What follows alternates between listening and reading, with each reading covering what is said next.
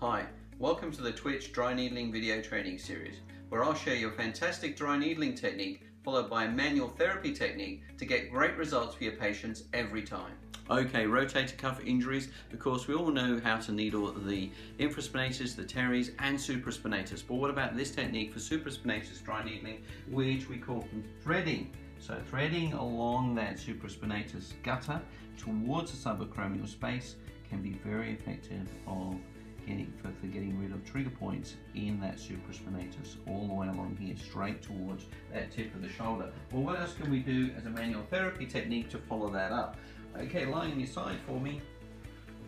Okay, this is a really nice technique to stretch out that shoulder in various degrees of abduction, internal, external rotation of the glenohumeral joint. It can be really effective, not just for the supraspinatus, but anyone with a rotator cuff problem.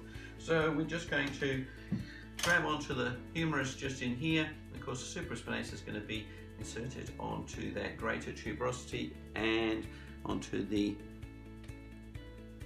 There we go. So we're now stretching that out in an inferior glide of that humeral head, and of course we're having the supraspinatus insert into the superior facet of the greater tuberosity, and we can change that according to what we want to do, what with the result that we want to get, and where the restriction is.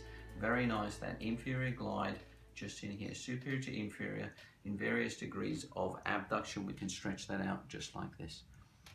Okay, so that's supraspinatus, a threading technique, dry needling threading technique, plus a follow-up manual therapy technique for anyone with a rotator cuff injury. I hope that helps.